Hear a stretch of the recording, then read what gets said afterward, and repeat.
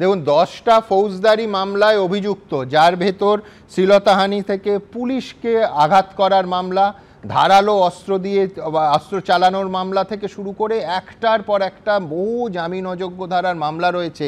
সেই ছেলে বখাটে কিনা আমি জানি না, কিন্তু আবার বলবো যে মুখ্যমন্ত্রী যদি শিক্ষিত ভালো ছেলেদের, মেধাবী ছেলেদের ডাকতেন, রাজনীতি সমৃদ্ধ হতো। কারণ সত্যি সত্যি আমি মুখ্যমন্ত্রীর সঙ্গে একটা জায়গায় একমত যে সত্যিই তো ভালো ছেলে মেয়ের সংখ্যা রাজনীতিতে কমে যাচ্ছে। আমি জানি না বাস্তবতা কি। কৌস্তব চট্টোপাধ্যায় আমার পরের বক্তা। আমি বলবো যে ম্যাঙ্গো যদি তৃণমূল না হয়, প্রথম ববি হাকিম বলেছিলেন আর তারপর আজকে রাহুলদা বললো, ম্যাঙ্গো যদি তৃণমূল না হয় তাহলে মমতা ব্যানার্জিও তৃণমূল নয়।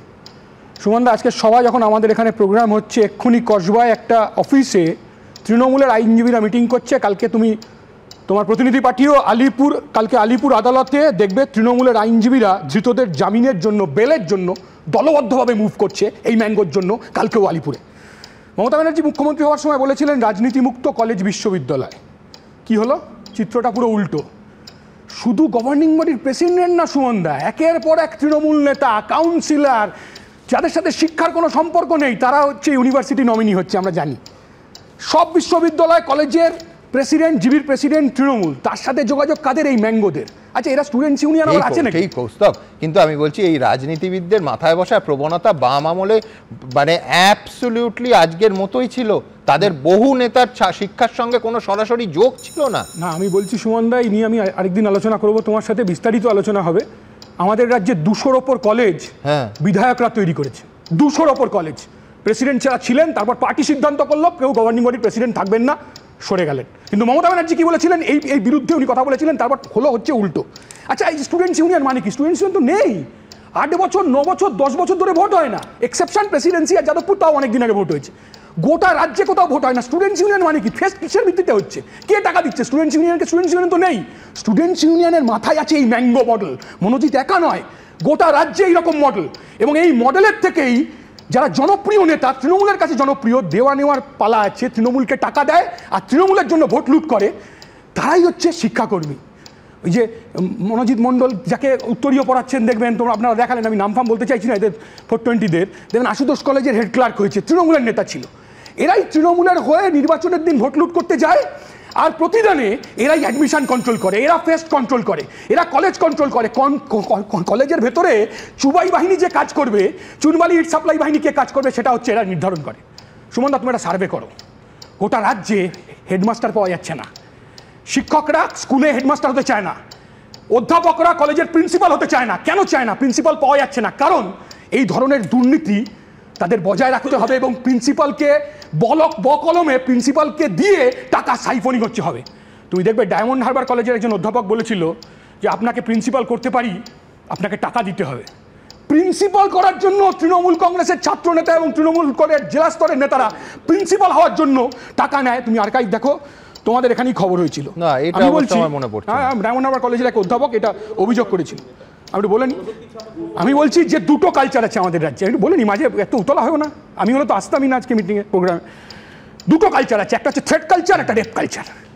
থ্রেট করবো, কথা না শুনলে রেপ করবো। অনুব্রত থেকে একেবারে ম্যাঙ্গো অবধি কেন হচ্ছে ঘটনা? হাসখালির ঘট পর মুখ্যমন্ত্রী বললেন ওর লাভ অ্যাফেয়ার্স ছিল। পার্ক স্ট্রিটের ঘটনার পর মহিলার পোশাক এবং খদ্দের বলা হয়ে গিয়েছিল। কামদুনির ঘটনার পর অন্য ধরনের কথা বলা হলো। আসলে কি এই ধর্ষকরা মনে করছে আমার মাথার ছাতা? আমরা বলছি না সব ধর্ষণের ঘটনার সাথে তৃণমূল কংগ্রেস যুক্ত, এত কিছুর পরও বলছি না সব ঘটনার সাথে তৃণমূল কংগ্রেস যুক্ত, কিন্তু ধর্ষকরা মনে করছে আমার মাথার ছাতা হচ্ছে তৃণমূল কংগ্রেস, আমার আমলারা হচ্ছে তৃণমূল কংগ্রেস। কালকে আলিপুর আদালতেও প্রমাণ হবে, তৃণমূলের আইনজীবীরা ঝাঁপিয়ে পড়বে এই ম্যাঙ্গোর জন্য। বেশ, আমরা অরূপ চক্রবর্তীর কাছে যাবো। তার আগে মোদ্দা কথা যেটা বলতে চাইছে সেটা হচ্ছে কলেজে কলেজে ম্যাঙ্গোর ফলন ভালো, কিন্তু মুশকিলটা হচ্ছে গোটা সিস্টেমটা না ল্যাংড়া হয়ে গেছে।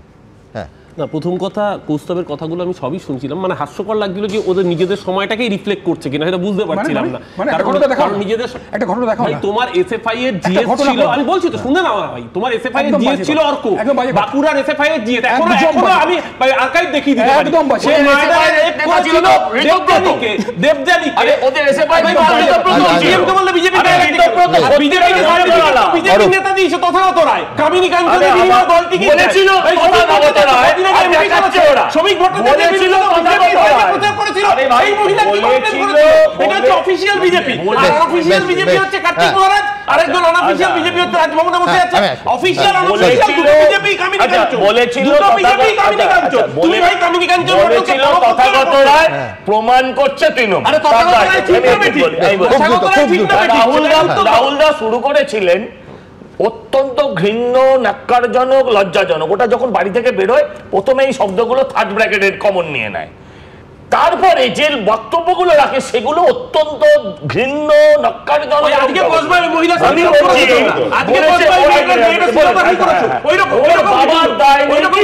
আমি বলছি ওর বাবার দায় যদি থাকে তাহলে ওর রাজনৈতিক বাবাদেরও দায় আছে। প্লিজ বলছে রাহুল দা বলছে ও দলের নয়, রাহুল দাও তো দলের নয়। যাকে বলছে আর রাহুল দা ছবির কথা বলছো, একটা ছবিও তুমি অভিষেক বন্দ্যোপাধ্যায়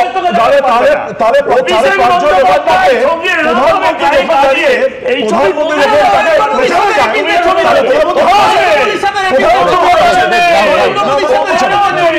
ভাই প্রজ্জ্বল রেভানন যখন প্রচারে যখন ধর্ষণকারী তুমি ছাড়ো না, তুমি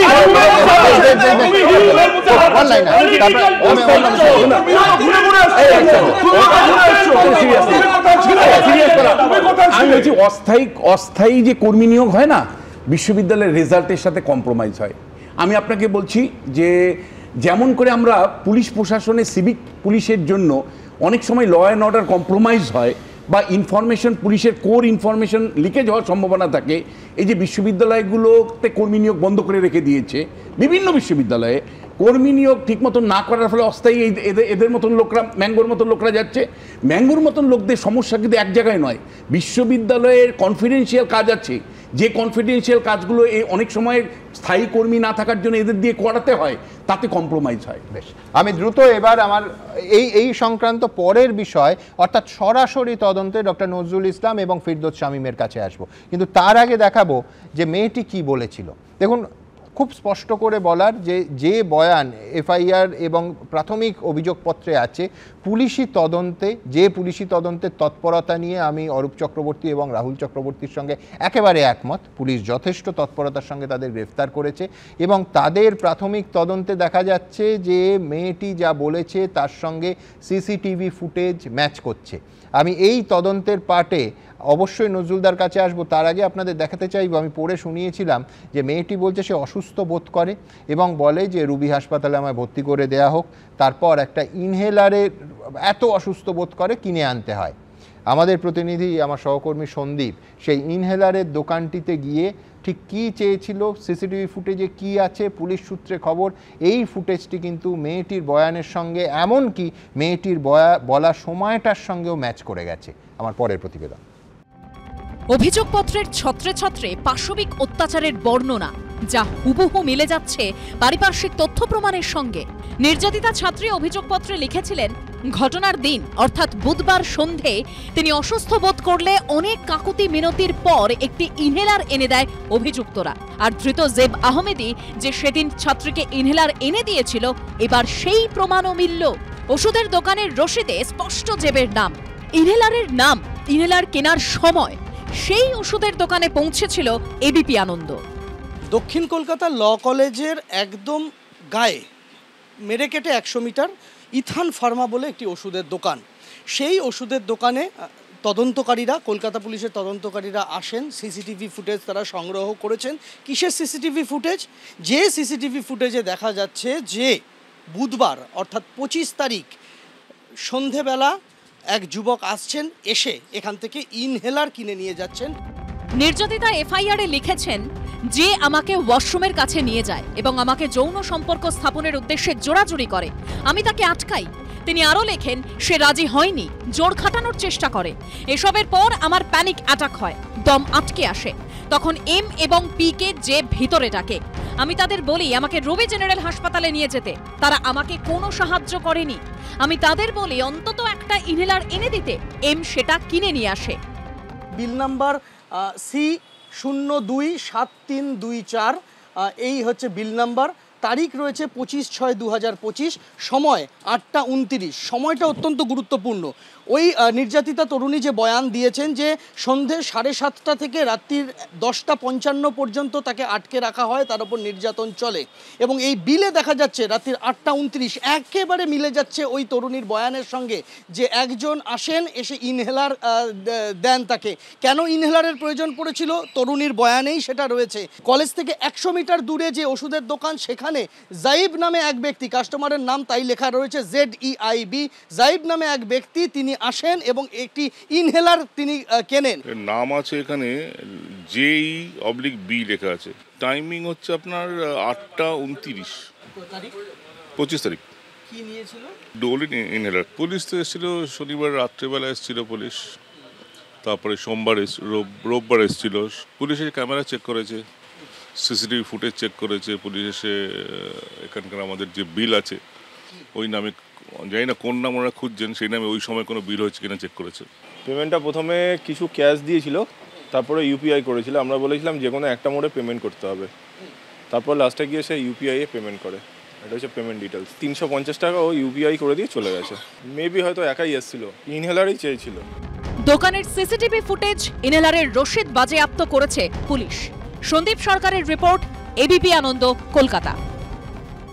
দেখুন, আবার বলছি, এই FIR এর যা বয়ান তার সঙ্গে পুলিশি তদন্তে কোথায় কোথায় মিলছে। এক, সিসিটিভি ফুটেজ, একাধিক সিসিটিভি ফুটেজে ওই গার্ডের রুমে মেয়েটিকে টেনে হিঁচড়ে ঢোকানো হচ্ছে তার ইঙ্গিত পাওয়া গেছে। ইনহেলার কেনা হয়েছে, আগের প্রতিবেদনে দেখালাম। হকি স্টিকের কথা FIR-এই মেয়েটি বলেছিল, হকি স্টিক উদ্ধার হয়েছে এবং সেই হকি স্টিক ফরেন্সিক পরীক্ষার জন্য এই মুহূর্তে ল্যাবে। 2 দফায় মেডিকেল টেস্টে বহু ক্ষেত্রে রেজিস্ট্যান্স মার্ক, এই যে মূল অভিযুক্ত মনোজিৎ মিশ্র, তার শরীরে পাওয়া গেছে। মেয়েটির শরীরে আঘাতের কথা আগেই বলেছি, বিস্তারিত ইচ্ছে করেই বলছি না। ভিডিও ফুটেজে বলা হয়েছিল যে মেয়েটির এই ভয়ঙ্কর নির্যাতন যখন হচ্ছে তখন সেইটাকে ভিডিও করে পরবর্তীকালে ব্ল্যাকমেলের উদ্দেশ্যে হয়তো ভিডিও করে রাখা হয়েছিল। এই যে 3 জন গ্রেফতার হয়েছে তার মধ্যে একজনের মোবাইলে 1.5 মিনিটের সেই ক্লিপটি পাওয়া গেছে। এই সমস্ত কিছুর পর আমার ডক্টর নজরুল ইসলামের কাছে প্রশ্ন থাকবে যে এটা কি কার্যত তথ্য প্রমাণের দিক থেকে যদি দেখি নজরুলদা, ওপেন অ্যান্ড শাট কেস হতে চলেছে? কনভিকশনের ক্ষেত্রে কতটা সহজ হবে এই পরপর মেয়েটির বয়ান এবং পুলিশ প্রাপ্ত তথ্য প্রমাণ মিলে যাওয়া? দেখুন, একটা কেসে কোর্টে সাজা হবে কি না সেটা যখন পুলিশের কাছে কি স্বীকার করলো বা পুলিশ কি জোগাড় করলো শুধু তার উপর নির্ভর করে না। পুলিশের কাছে যা স্বীকার করে সেটা তো কোর্টে গ্রাহ্যই নয়। 161 তো গ্রাহ্যই হয় না, মানে 161 কোনো স্বীকারোক্তি গ্রাহ্য নয়। পুলিশের লোকেরা এই তথ্য প্রমাণগুলো জোগাড় করে আদালতে পেশ করবে, ঠিক ইন্ডিপেন্ডেন্ট এভিডেন্স হিসেবে। আদালতে পাবলিক প্রসিকিউটর থাকবে, এটা রেপ কেস, তো সেই পাবলিক প্রসিকিউটররা এই যে তথ্য প্রমাণ এটা জজ সাহেবের কাছে উপস্থাপিত করবে। বেশ, আচ্ছা, তারপরে যে সাক্ষীদের এই যে ডকুমেন্টারি এভিডেন্স হলে সেটা কোর্টে তার কন্টেন্টসটা প্রুভড হতে হবে, এবং যদি কোনো সাক্ষী এমনি কথা বলে তার কথাটা যে রেকর্ড হবে সেটা ওরাল এভিডেন্স আর একটা ডকুমেন্টারি এভিডেন্স হবে। এখন এই যে সাক্ষীকে যখন জেরা করা হবে তখন সুপ্রিম কোর্টের একটা জাজমেন্টই আছে, আপনি যদি চান আমি দেখাতে পারবো, যে ডিফেন্সের লয়াররা এমন চালাকির সঙ্গে প্রশ্ন করেন যে সাধারণ কোনো সাক্ষীর পক্ষে তখন এমন কিছু কথা যেটা ঠিক নয় সেরকম বলে ফেলার সম্ভাবনা থাকে। এই রায়টা দেওয়া হয়েছিল রি-এক্সামিনেশন করার ক্ষেত্রে। ঠিক নজরুলদা, কিন্তু আমার প্রশ্নটা হচ্ছে যে ধরুন ইন্ডিপেন্ডেন্ট এভিডেন্সগুলো যেগুলো কালেক্টেড হয়েছে সেইগুলো মেয়েটার বয়ানের সঙ্গে মিলে যায়, তাহলে তো কেসটা এমনি বিচারের দিক থেকে বা কনভিকশনের দিক থেকে অ্যাটলিস্ট স্ট্রং হয়। আমি সেখানেই আসবো। হ্যাঁ, কিন্তু ধরুন যে FIR এর কপি আপনারা যদি একটু দয়া করে দেখেন, একদম দেখুন সেখানে যে বলে একজনকে লেখা হচ্ছে, আগে পরে অনেকটা জায়গা আছে, তার মানে নামটা প্রথমে পুরো লেখা হয়েছিল, পরবর্তীকালে সেটা হোয়াইটনার দিয়ে হোক যে কোনোভাবে তুলে সেখানে যে লেখা হয়েছে। আচ্ছা, আমি আইনের যেটা জানি যে আমাদের আইপিসির 288 ধারা ছিল, এখন 72 ধারা হয়েছে। সেখানে বলা আছে যে রেপের যে ভিকটিম তার সম্মতি ছাড়া বা তার অভিভাবকদের সম্মতি ছাড়া বা স্থানীয় ওসির সম্মতি ছাড়া প্রকাশ করা যাবে না, কিন্তু যে আসামি তার নাম প্রকাশ করা যাবে না এরকম কোনো আইন তো নাই না। আমার প্রশ্ন হচ্ছে যে তাহলে এই যে এম পি এগুলো করা হলো কেন? মানে কেন আদ্যক্ষর, কি ভাবনা থেকে আদ্যক্ষর? না, এটা করা হয়েছে যে ওই জেরার সময় আসামিরা যাতে সুবিধা পায়, কেন আমি বলছি। এবং আদ্যক্ষরগুলো পাল্টে পাল্টে যাচ্ছে।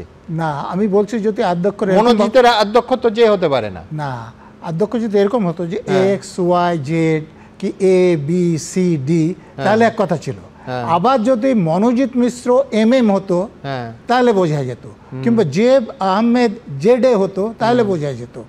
কিন্তু এখানে মনোজিৎ মিশ্রকে যে দিয়ে প্রকাশ করছে, যে কোনো সাক্ষীর তো মনে হবে যে মনোজিৎ মিশ্রের কোথাও তো যে নাই, তাহলে এম বলার সম্ভাবনা আছে।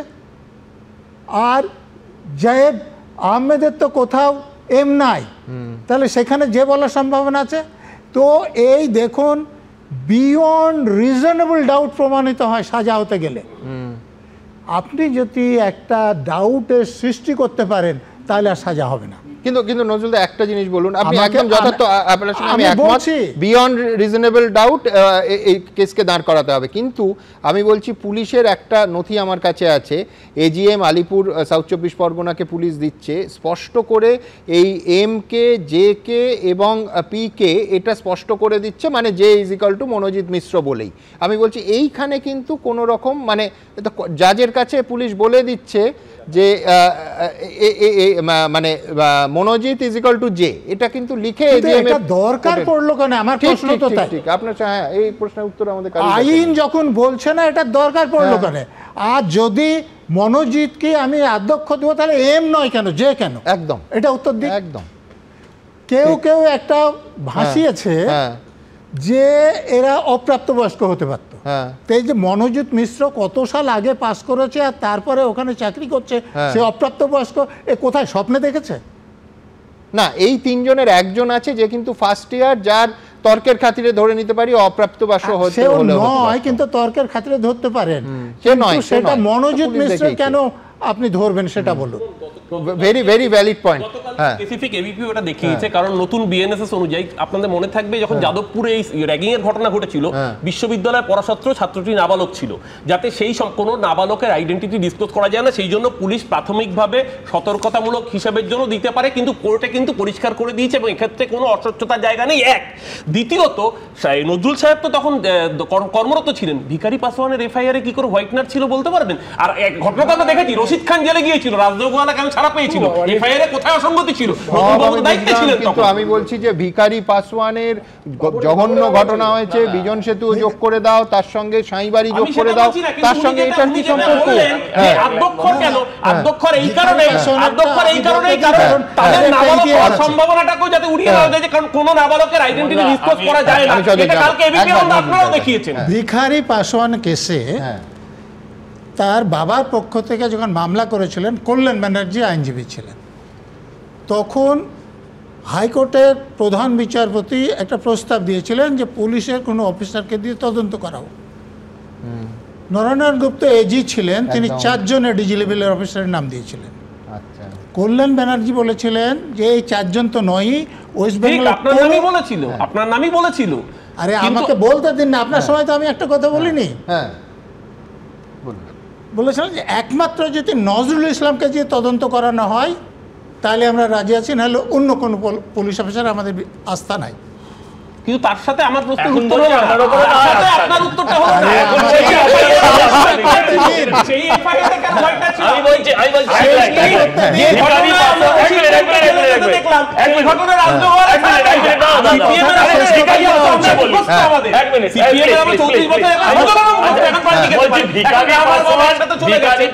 মামলাটা তো এখনো নিষ্পত্তি হয়নি। মমতা ব্যানার্জি 2011 সাল অব্দি তাকে খুঁজছিলেন, 2011 সালে ক্ষমতায় আসার পর আর খুঁজছেন না, কারণ এখনো করুন না।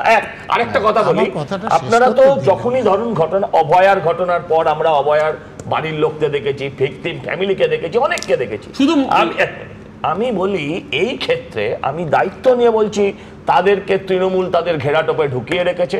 আপনি এখনো অব্দি তাদের পরিবার, আত্মীয় পরিজন কাউকে খুঁজে পাননি, তাদের একটা বয়ানও আপনি বার করতে পারেন।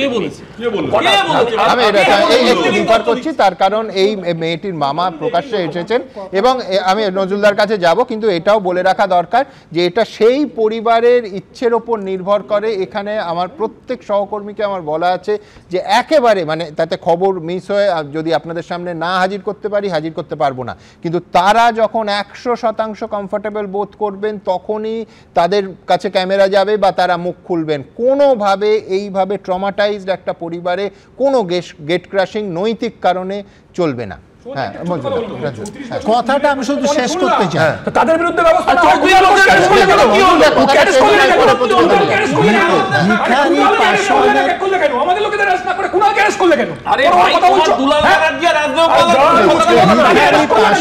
কেসে এরকম গন্ডগোল ছিল বলেই ওয়েস্ট বেঙ্গল পুলিশের কেস, আমি তখন কলকাতা পুলিশের ডিডি ছিলাম, হাইকোর্ট আমি তদন্ত করব বলে নাম ধরে অর্ডার দিয়েছিলেন। আমি আমার পরের প্রতিবেদনে যাব, আবার সেই চমৎকার একটা আইনি পরিভাষা বলেছেন নজরুলদা, বিয়ন্ড রিজনেবল ডাউটস।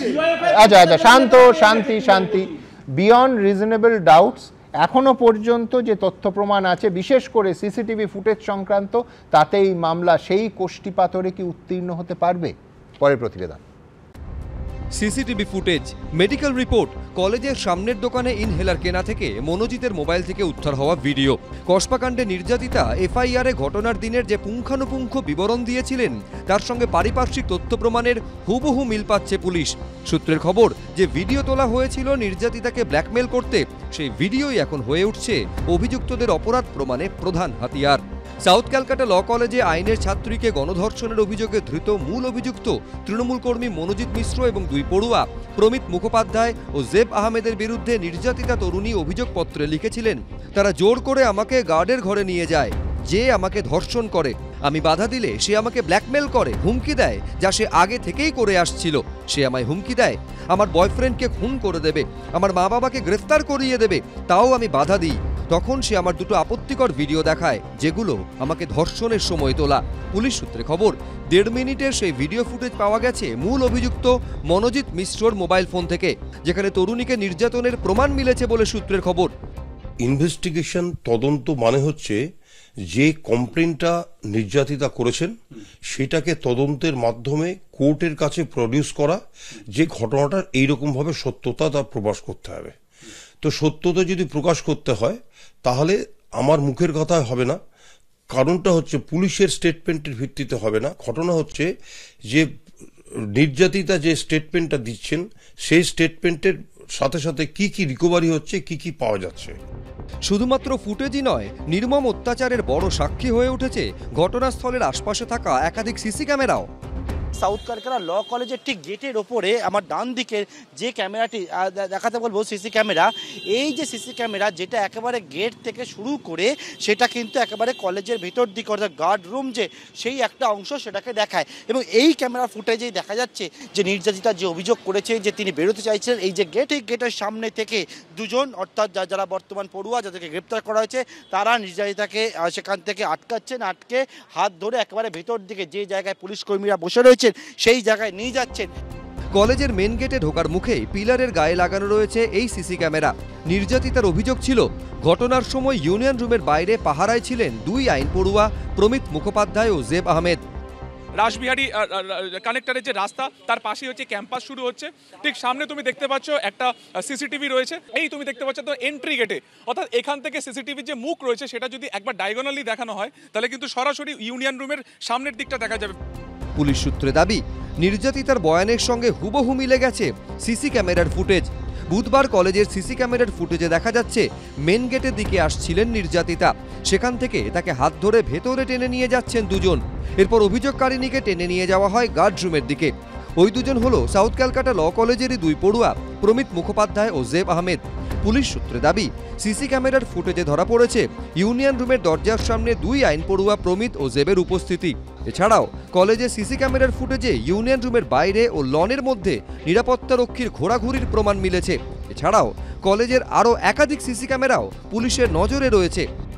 এটা হচ্ছে ইউনিয়ন রুমের পিছনের দিকের গেট, পিছনের দিকের অংশের এই ইউনিয়ন রুমের গেট, অন্যদিকে ওয়াশরুমের গেট এবং অন্যদিকে গার্ড রুমে যাওয়ার গেট।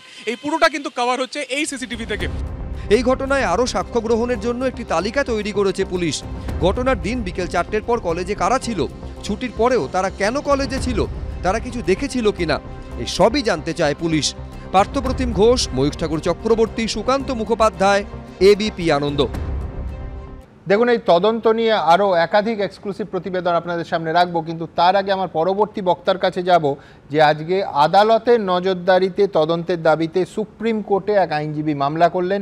পাশাপাশি 3টে পিআইএল দায়ের হলো কলকাতা হাইকোর্টে জনস্বার্থ মামলা। 3টে মামলারই শুনানির সম্ভাবনা বৃহস্পতিবার। শেষ পর্যন্ত কি আবার রক্ষাকর্তার ভূমিকায় আদালতকে দেখা যাবে? আমরা উত্তর জানি না। ফিরদৌস শামীম কি বলে? দেখুন, আমি ইনভেস্টিগেশন চলছে, আদালতে মামলা পেন্ডিং, এই অবস্থায় কোনো মন্তব্য করব না, কিন্তু আমি অন্য পার্সপেক্টিভ থেকে বলবো। দেখুন, আমরা এই পশ্চিমবঙ্গে কি দেখলাম, মেডিকেল কলেজের অভ্যন্তরে ধর্ষিত হয়ে খুন, আর এখন দেখছি আইন কলেজের অভ্যন্তরে ধর্ষণ। আসলে এই পেশাদারি যে শিক্ষা প্রতিষ্ঠানগুলো রয়েছে, দেখুন আগে বিশেষ করে আমাদের পেশায়, আইনজীবী পেশায় মহিলাদের খুব বেশি পার্টিসিপেশন ছিল না, এটা বাস্তব। কিন্তু সময়ের সঙ্গে সঙ্গে এই পার্টিসিপেশন বেড়েছে। এই যদি কলেজ শিক্ষা প্রতিষ্ঠানগুলোর অভ্যন্তরে তারা সিকিওর না ফিল করে, তাহলে কিন্তু এই পার্টিসিপেশনটা আবার কমে যাবে। ফলে এটা সরকারের দায়িত্ব যে সেই পার্টিসিপেশনটাকে বাড়ানোর ক্ষেত্রে। আমি যে মুহূর্তে বলবো যে 3জন 4জন একসঙ্গে যাবেন, সন্ধ্যের পরে যাবেন না, নাইট ডিউটি করবেন না, আমি তো আমি বলছি প্রায় একটা তালিবানি জায়গার দিকে চলে যাচ্ছি। আমি তো আর মহিলা পেশাদার পাবো না। আমি সমান অধিকার না দিলে তো তার দক্ষতার বিকাশ হবে না। একদমই। আমি এর পরের পয়েন্টে আসি। দেখুন, এবার সরকারের দৃষ্টিভঙ্গি দেখতে গেলে কি দেখতে হয়? লেজিসলেশন দেখতে হয়। আপনি 2017-এর অ্যাক্ট বলছিলেন না, 2017 অ্যাক্টের সেকশন 5টা দেখে নিন। সেকশন 5-এ প্রেসিডেন্ট কে হবে একটি শিক্ষা প্রতিষ্ঠানের, খুব পরিষ্কারভাবে বলা আছে যে প্রেসিডেন্ট হবে, তিনি হবেন গভর্নমেন্ট নমিনেটেড এবং পার্সন ইন্টারেস্টেড ইন এডুকেশন।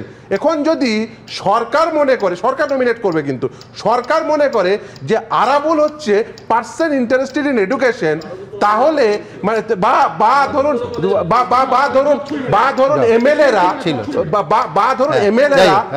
ধরুন এমএলএরা তারা পার্সন ইন্টারেস্টেড ইন এডুকেশন, এটা যদি সরকার মনে করে, আর ইউনিভার্সিটির যারা ওই রিপ্রেজেন্টেটিভ হবে না, দেখবেন ওই যারা গভর্নিং বডির মেম্বার কারা কারা হবেন, প্রিন্সিপাল হবেন, তিনি এক্স অফিসার সেক্রেটারি হবেন।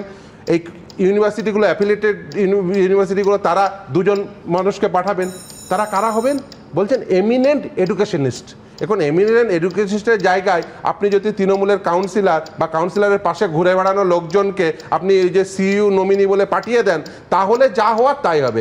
এবার বলি গভর্নিং বডিগুলোর রোল। আচ্ছা, গভর্নিং বডিগুলোর এই অস্থায়ী কর্মী নিয়োগের ক্ষেত্রে তারা কি কোনো প্রকার পদক্ষেপ করতে পারেন? উমা দেবীর জাজমেন্টের পরে এই যে এক্সপ্লয়টেটিভ এনগেজমেন্ট, সেটা কিন্তু বন্ধ করে দেওয়া উচিত ছিল, কিন্তু সরকার সেটা করছে না। সরকার কি করছে? সরকার স্থায়ী কর্মী দিতে পারছে না। সে শুধুমাত্র কলেজ ভাববেন না, ইভেন জুডিশিয়ারিতেও আপনি যদি দেখেন এই মুহূর্তে কত পরিমাণ শূন্যপদ রয়েছে বলুন তো স্থায়ী পদে, কিন্তু সে জায়গায় কি করছেন, ওই বিভিন্ন জায়গায় বাধ্য হচ্ছেন অস্থায়ী কর্মী নিয়োগতে। এই অস্থায়ী কর্মী নিয়োগ এইভাবে, সেটা কিন্তু এক্সপ্লয়টেটিভ এনগেজমেন্ট, এটা কিন্তু করা যায় না। এবার আসি অন্য একটা পার্সপেক্টিভ থেকে। এই যে সাউথ ক্যালকাটা ল কলেজের অভ্যন্তরে একজন, আপনি বলছেন একজন আইনজীবী, তাকে অস্থায়ী কর্মী হিসেবে নিয়োগ করে। প্রথম কথা, আইনজীবী কোনো এনগেজমেন্ট নিতেই পারে না, সেটা হচ্ছে বিসিআই রুলসের ভায়োলেশন, সরাসরি ভায়োলেশন। কিন্তু সেখানে নিয়োগ করা হলো, তারা কিন্তু সবাই জানেন, তাহলে জিবি জানেন যে একজন আইনজীবীকে আমি এনগেজ করছি, তাহলে কি হবে? তিনি যে আইনজীবী হিসেবে প্র্যাকটিস করতে পারবেন না, তাহলে তার প্র্যাকটিসটাকে বন্ধ করে দিতে হবে। তাহলে একদিকে আপনি জিবিতে যখন ধরেন এই রেজুলেশন নিলেন, আপনি কোনো অ্যাডভার্টাইজমেন্ট করেছিলেন? কাকে কাকে ডেকেছিলেন? ইন্টারভিউ নিয়েছিলেন? প্রসেস ফলো হয়েছিল, এই প্রশ্নগুলো থাকবে। ফলো হয় না, কেন ফলো হয় না? তার কারণ ওই যে ছেলেটিকে বা ওই মেয়েটিকে এনগেজমেন্ট দেবেন, পরবর্তীতে দেখবেন এখানে কিন্তু একটা স্কোপ আছে জীবিতে। অস্থায়ী কর্মীরাও তাদের মধ্যে থেকে একজন রিপ্রেজেন্টেটিভ থাকেন। আর দেখবেন এই কলেজগুলো দেখবেন, আমি কতগুলো এই আপনাদের দেখানো ইন্টারভিউগুলো আমি খুব মন দিয়ে শুনছিলাম, অধ্যক্ষের মন্তব্য এবং তৃণমূল কংগ্রেসের এক এমএলএর মন্তব্য খুব পরিষ্কার। অধ্যক্ষ বলছে কলেজ চালাতে সহজ হয়, মানে ভাবুন যে কলেজের দাদা ছিল তাকে যদি অস্থায়ী কর্মী হিসেবে জিবির মাধ্যমে নিয়োগ করে দেওয়া যায় তাহলে কলেজ চালাতে সহজ হবে। এবার প্রশ্ন হচ্ছে যে কলেজের প্রিন্সিপাল হিসেবে কাদের নিয়োগ করা হয়?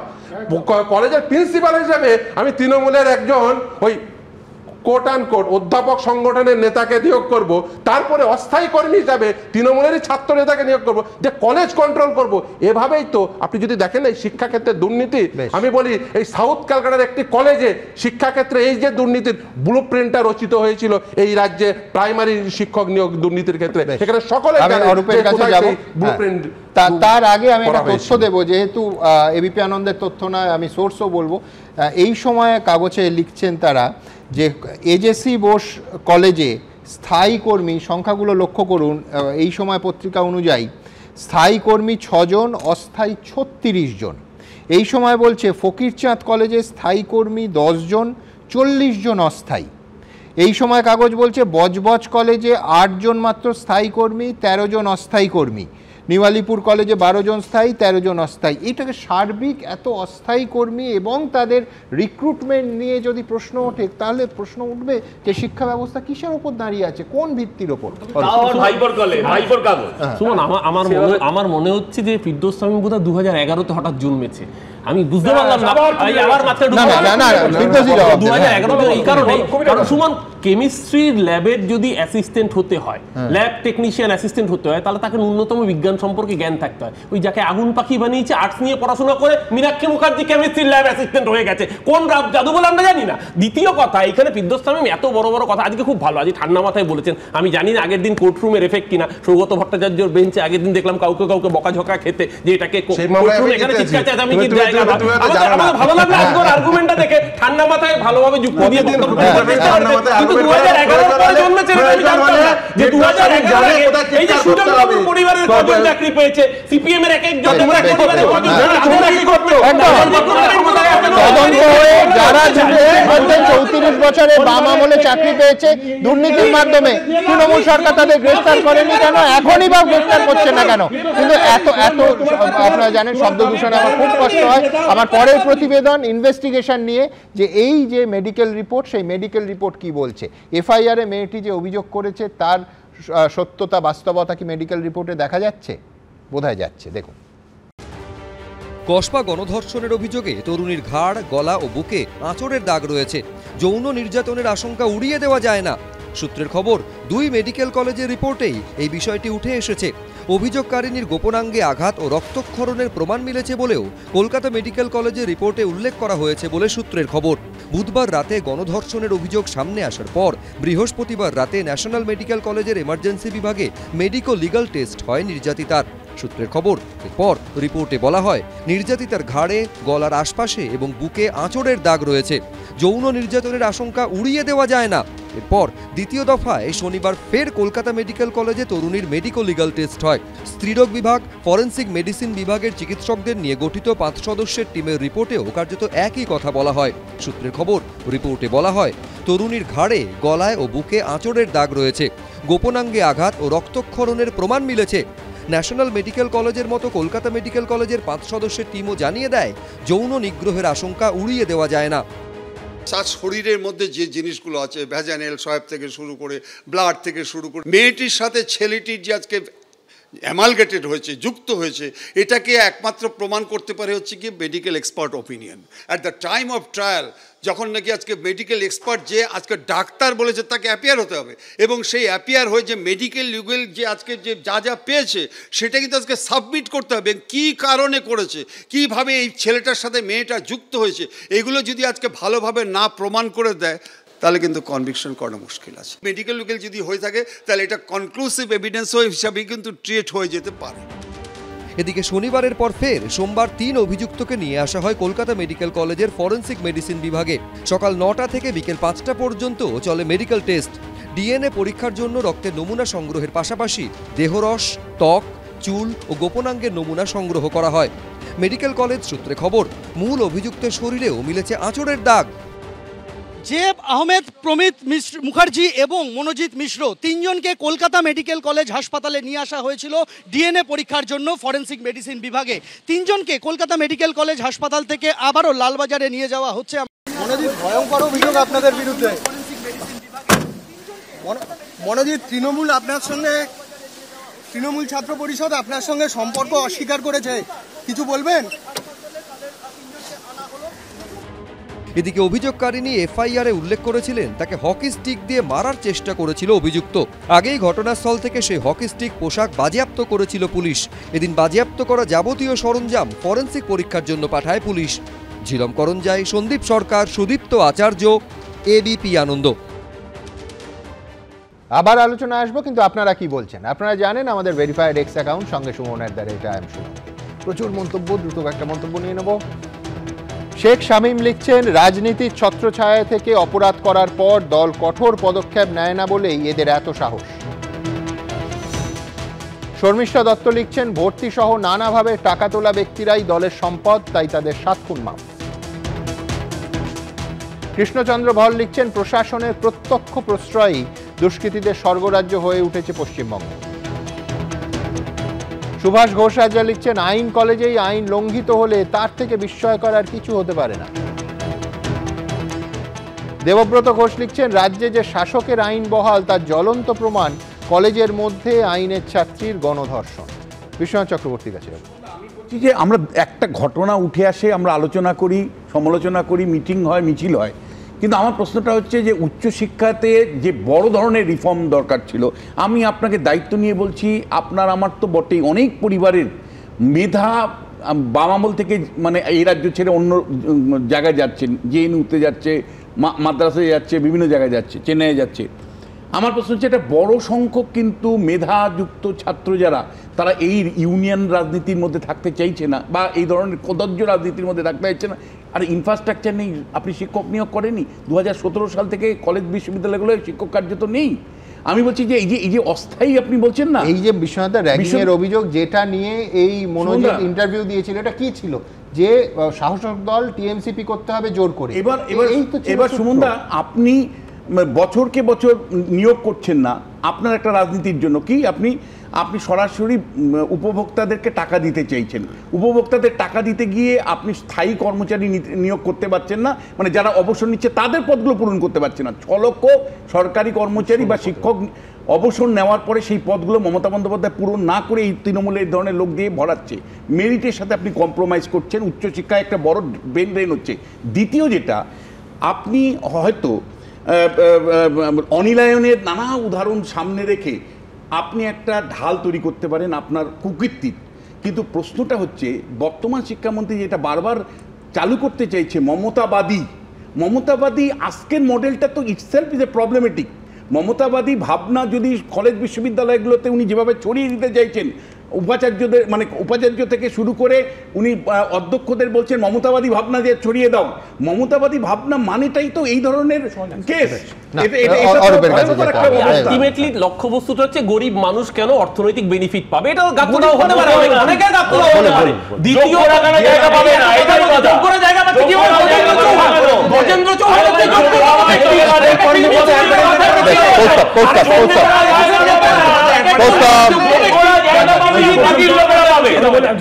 আমি বলছি শাসক দলের একজন খুব গুরুত্বপূর্ণ নেতা তো এই প্রশ্নটা তুলছে যে জিরো টলারেন্স। ঘটনার আগে না পরে? হ্যাঁ, তো ঘটনার আগে যদি জিরো টলারেন্স হতো তাহলে আরজি করের ঘটনা ঘটতো না। এই তাহলে তো অনিতা দেওয়ানের ঘটনা না ঘটলে তাপসী মালিক ঘটতো না, এরকম এই সব বেসলাইন যুক্তি ঘটনা ঘটতো না। আমার একটা দাবি থাকবে, অনিতা দেওয়ানের সময় যদি ব্যবস্থা দিত যে যাদের ইন্টেলিজেন্সের জন্য এরা তৈরি হয়েছে তাদেরকে কি আপনারা সমর্থন করছেন? তা আমার মনে হয় তাদেরকে সমর্থন নয়, তাদের বিরুদ্ধে তদন্ত করা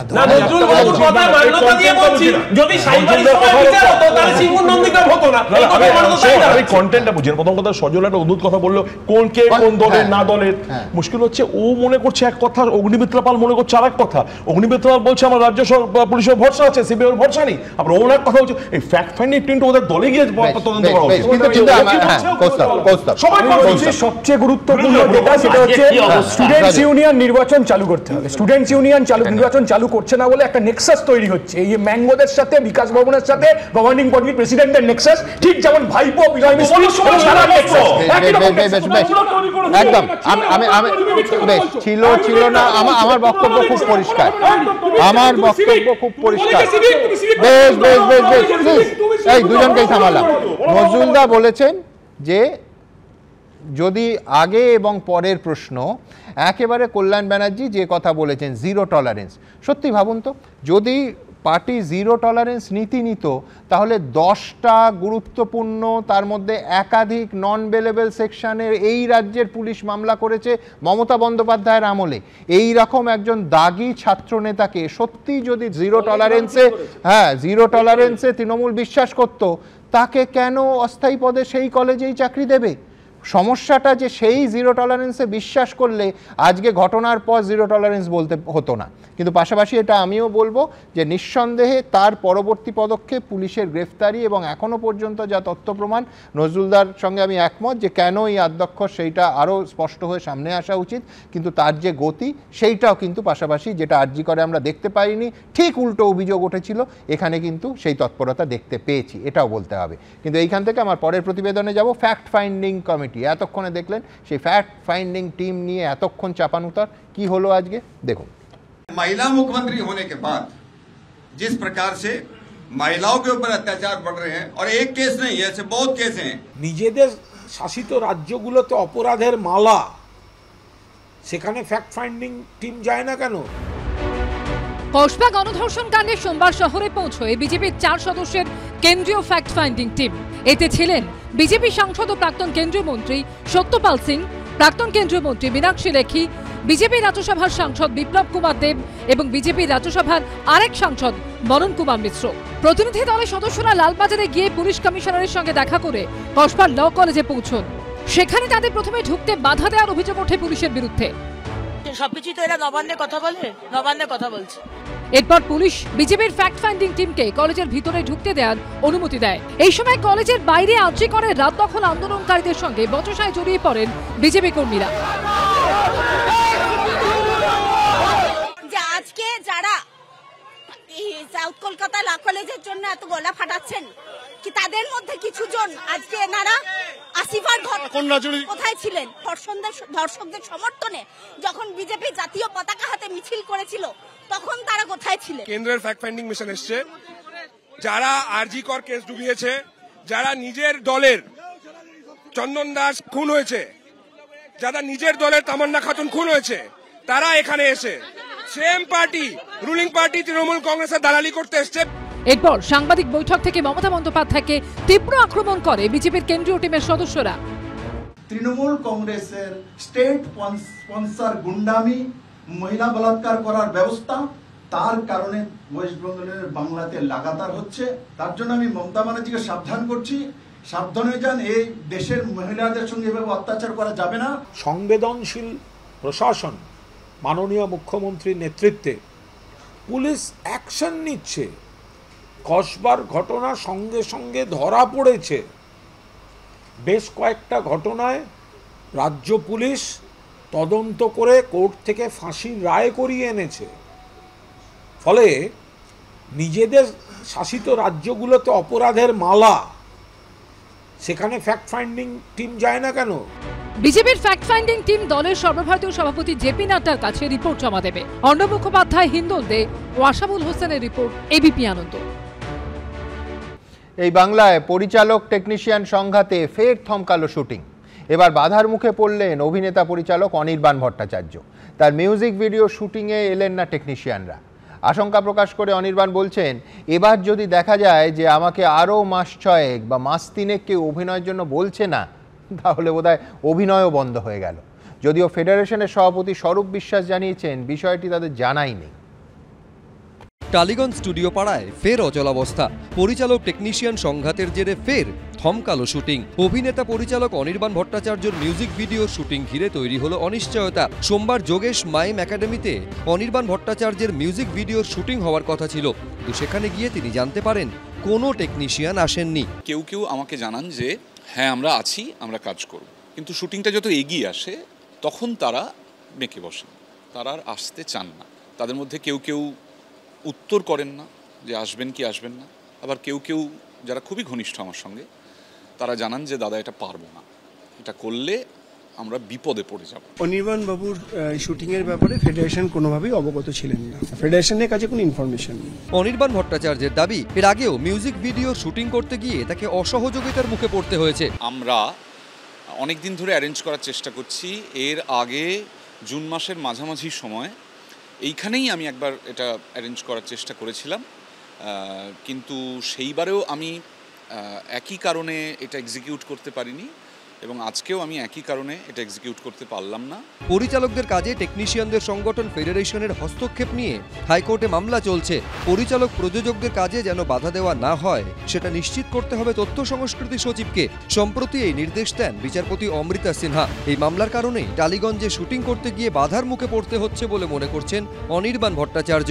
এবার যদি দেখা যায় যে আমাকে আরও মাস 6 মাস 3 কেউ অভিনয়ের জন্য বলছে না, তখন নিশ্চয়ই আমার এরকম মনে একটা প্রশ্ন উদয় হবে যে তাহলে বোধহয় আমার ঘটি বাটি চাটি সবই হাওয়া করে দেওয়া হলো, মানে অভিনয়ও বন্ধ হয়ে গেল। আমিও প্রত্যেকটি গিল্ডের সেক্রেটারিকে চিঠি লিখে বলেছিলাম যে আপনারা কাউকে পাঠান, কারণ আমার শুটিংটা করতে হবে, কিন্তু তারা কেউ পাঠাননি এবং আমার ছবিটা সেই সময় বন্ধ হয়ে যায়। টালিগঞ্জের এই টানাপোড়েন নিয়ে শুরু হয়েছে রাজনৈতিক তরজা। টালিগঞ্জের শিল্পী, কলা কুশলী সবাই মিলে বিষয়টাকে একটা সমাধানের চেষ্টা করছেন। যারা টেকনিশিয়ান আছেন তারাও দায়িত্বশীল ভূমিকা পালন করছেন, ফলে প্রযোজক, পরিচালক, শিল্পী এবং কলা কুশলী সকলে মিলে তারা একটা ফর্মুলা খোঁজার চেষ্টা করছে। যারা তৃণমূলে করে তাদের সাথেও তৃণমূল মারপিটে অনেকেই দেখবেন মানে তাদের শুটিং বন্ধ করে দেওয়া হয়েছে। ছিলেন সুদেষ্ণা রায়, সুদেষ্ণাদিরও কিছুদিন আগে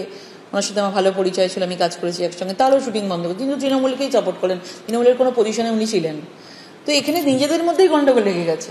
জুন মাসের শুরুর দিকেই টেকনিশিয়ানদের বিরুদ্ধে অসহযোগিতার অভিযোগ তুলে শুটিং বন্ধ করে রেখেছিলেন পরিচালক কিংসুক দে। এবার একই অভিযোগ তুললেন অভিনেতা পরিচালক অনির্বাণ ভট্টাচার্য। আবির দত্ত, অতসী মুখোপাধ্যায়ের রিপোর্ট, এবিপি আনন্দ, কলকাতা।